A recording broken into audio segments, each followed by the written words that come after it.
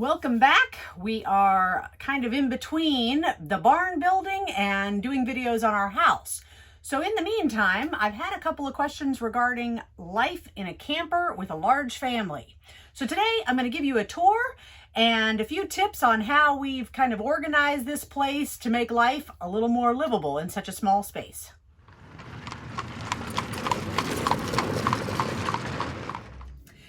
Here's some quick kitchen organizing tips that we've found. Having a large family in the camper, I knew we would need a way to sort of keep the cups situated.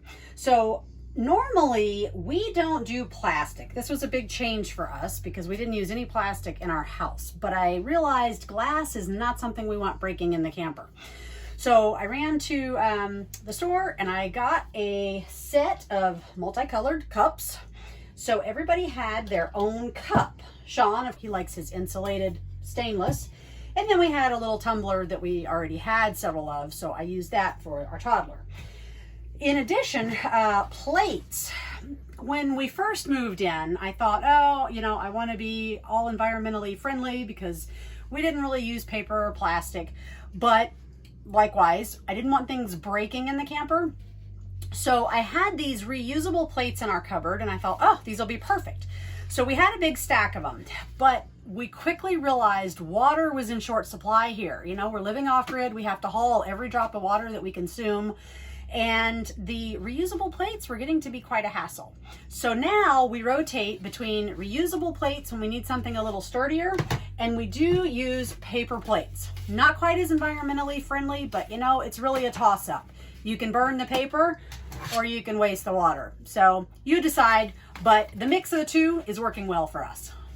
If you have dairy animals, you know that the milking equipment is always in the way. There just doesn't seem to be a good place to put it even when you have a big kitchen. So this tiny little kitchen drives us nuts having stuff like that, just bulky items everywhere. That's when we remembered there's always the ceiling. So we went back to the little command hooks. Just fastened it to the ceiling. The bucket hangs perfectly. I can still open the freezer with no problem. Now in previous videos, we've shown you that shoes can be a big problem here with all these people living in the camper. So in addition to the boots and the tennis shoes and kind of your everyday wear, everyone in the camper also has things like Sunday shoes, maybe slippers or sandals. And so we found these shoe organizer nets to be very beneficial. This particular net holds 12 shoes. It just hangs from the door. Now, one side note, we did add some reinforcing screws along this track because it tended to want to fall out of the ceiling. So we had to kind of reinforce that area to hold the weight of the shoes. But this has been a great way to keep shoes off the floor. We also organize our toddler's socks in there and kind of keep her things out of reach so they're easier to find. So this has been a big benefit. I want to show you a few of the great must-haves that I added for organizing our bathroom space because we have so many people. First of all, before I moved into a camper, I hated these stick-on hooks. I never had any success using them, but I never really had to figure it out either. Once we moved in here, you can't just nail into these walls. You have to find more creative ways to do it. So I started experimenting. Now, the big rule here is go much bigger, probably twice as heavy weight as you think you're going to need.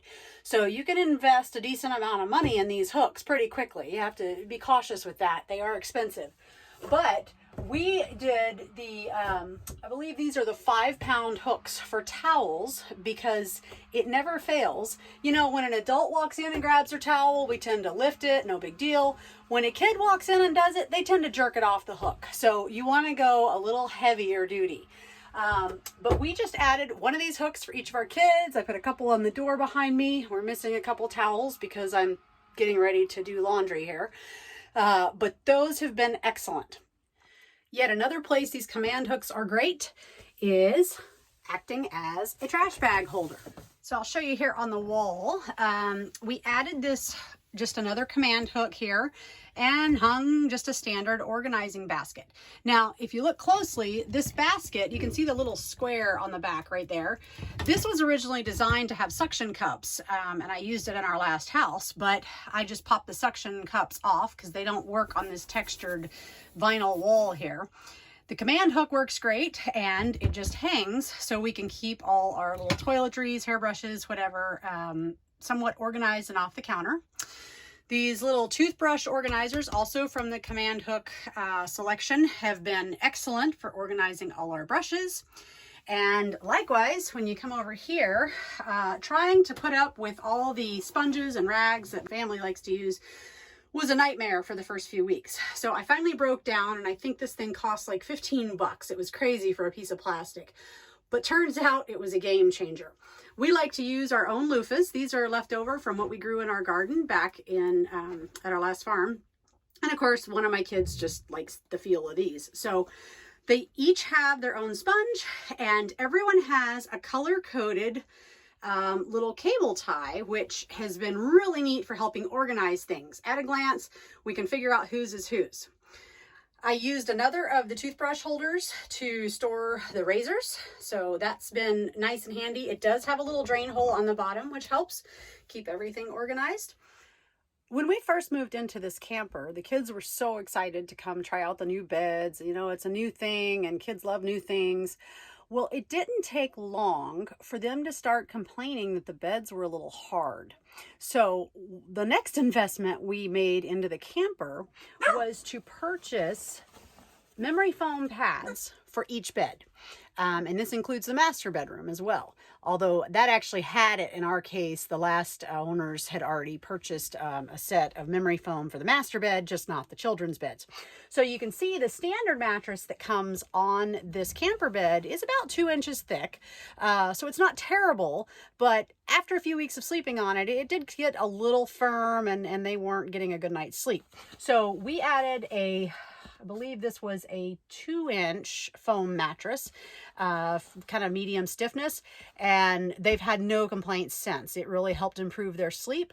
Also, it seems more ventilated, so they just sleep more comfortably overall. Definitely recommend those. It's worth the investment.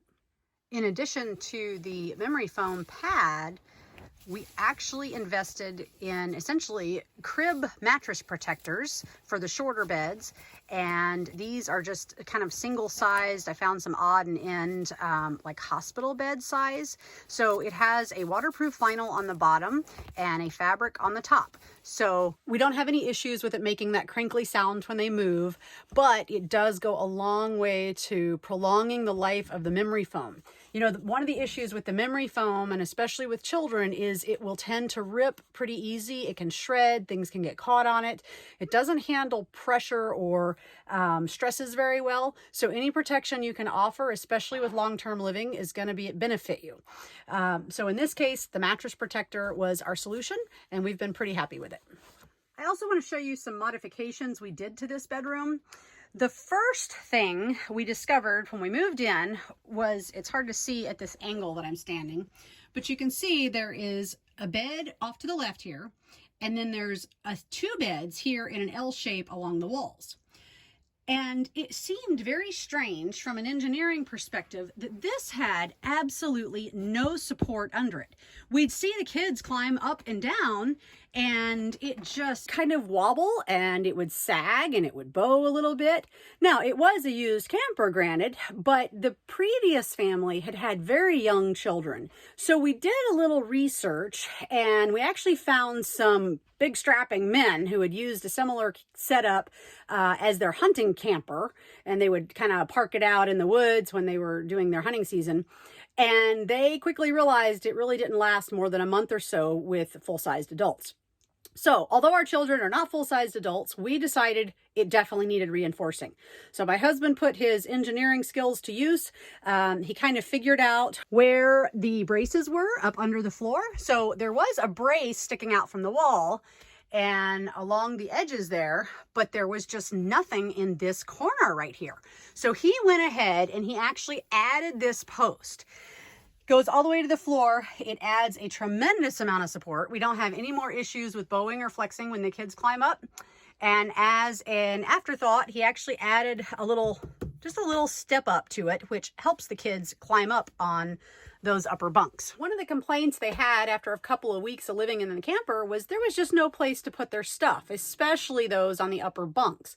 They wanted a place for a book they were reading, or maybe just a few odds and ends. They just wanted a space that kind of felt like theirs, but we couldn't really practically put anything on the walls. So by throwing these little shelves up, just stuck right in there, it kind of sits right around the mattress, and the mattress helps hold it in place a little bit.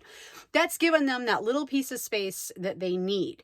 Now, if I had it to do again, I would have made these just a little bit taller, maybe 4 to 6 inches taller, because our tallest boys can't get their feet up under it. My daughter's short enough, it doesn't bother her at all, but the boys have trouble stretching out without banging their feet on the shelf. So that's a consideration if you have longer-legged children. But all in all, this has been good. And as a bonus, I will say we put the shelf between the two beds here, which has been very useful for putting a little bit of a divider between those two kids at night. Kind of controls that nighttime talking and goofing off. So there's a tip for moms and dads wanting a little quiet time. A couple of organizing tips for the kids. So we went back to the command hooks here. Girls obviously have their purses. Every child has a coat. You can see even little Kyla has her coat there. We have coat hooks for everybody. And then I like the little baskets. I use them every now and then. They're great for Kyla's toys. I have them to organize socks with. Now we're running pretty low because, again, laundry day is here. So that's the last few remaining there. But as far as organizing, just to give folks an idea who may be considering this, we are still using the closet kind of the way we talked about several months back when we were experimenting. The only real difference here is that each child has one entire shelf to themselves.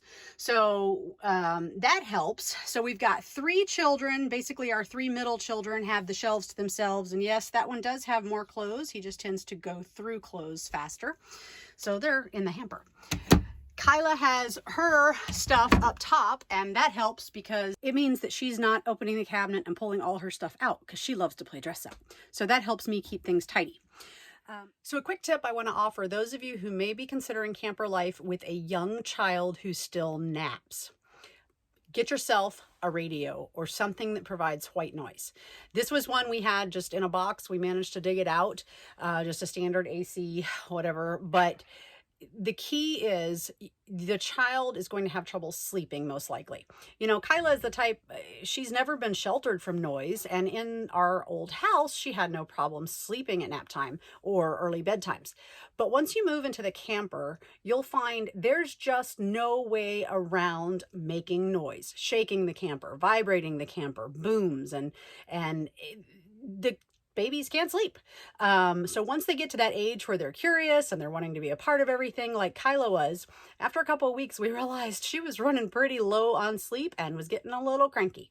So we dug out the white noise now at nap time, or when we put her to bed earlier than everybody else, we just turn on something just at a low volume, but it's just enough that she is able to go to sleep and those noises and vibrations of the camper don't disturb her suddenly and wake her up.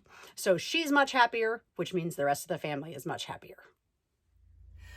Another organizing tip we found very useful is for under the bed storage. Hello, Rosa.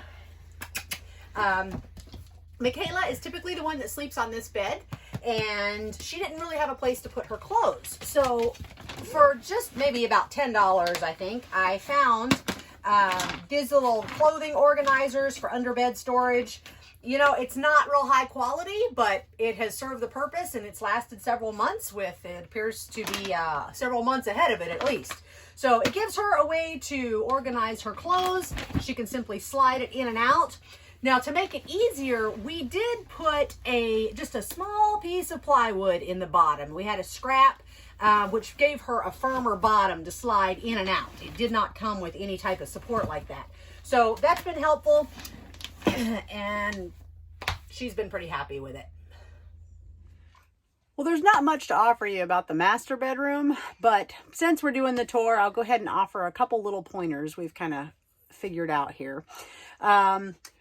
We've talked about command hooks. You know, those are great for the bedroom for just kind of organizing coats, hats, robes, anything, odds and ends that you might need.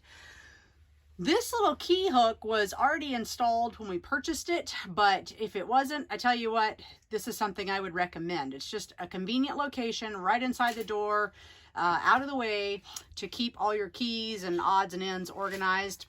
One modification we did was in lighting. Now, it has quite a few of these LED lights spread out throughout the camper in main areas. But, you know, when you're in bed at night, and especially with the spouse laying next to you, you want to flip a light on. That's a little bright at 2 or 3 in the morning. So what I did, mainly because, honestly, I'm a type 1 diabetic. So I often wake up in the middle of the night, test my blood sugar. I don't want to wake up my husband. So we found these little click lights are awesome. You can just reach right up under there. It's just enough lighting to do what you need to do without waking everybody up. And makes a nice night light, just kind of a general all around, really nice feature to have. I've actually put those lights in several places around the camper, to include under the storage areas, in cabinets that don't have good lighting, kind of hard to see back in those dark recesses. I've put it in the bathroom. It makes a nice night light when these LED things are just way too bright to flip on in the middle of the night for the kids. So those little battery powered click lights are really, really a nice feature. I think I paid about 10 bucks for a 5-pack or 6-pack or something. They weren't much. And most of your hardware stores carry them. Now, for you parents who are sharing the RV with children, here's a tip. Get you a good set of earplugs. You know, when the kids are making noises in the middle of the night, you're going to hear every little noise that's made. If they get up in the middle of the night to go to the restroom, if they wake up early in the morning, every time they roll over or cough or snore. Now, some of you may be blessed to sleep really hard, unlike me. I'm a very light sleeper. So earplugs are, I have found, the best way to get a good night's sleep. Likewise, even if you don't have kids, you know, the campers are not very soundproof. So you're going to hear anything going on outside. Gunshots, because it's hunting season here. Traffic going by, if that's an issue in your area, you're going to hear that kind of stuff. Now, the sound of rain isn't so bad. That can be soothing. But thunder and trees, you know, swaying, all that type of stuff, it can be really noisy nights. So highly recommend a good set of earplugs. And go ahead and keep a box handy so you can freshen them up regularly. Well, what works for us may not work for you, but then again, hopefully you have found a few tips that might help you out if you are considering a lifestyle in a camper, and particularly with a number of children. This is working for us. We're going on 7 months at this point, I believe, and we still have a few months in front of us before we'll be out. So we're doing okay, and it kind of helps keep the sanity using these organizing tips. If you've subscribed, we appreciate your support. If not, be sure to hit that subscribe button so that you can stay kind of in the loop as our journey progresses and our house is being built. So we'll be having videos on that shortly. Also, be sure to leave a comment. We love reading them, and the support is always appreciated. Thanks.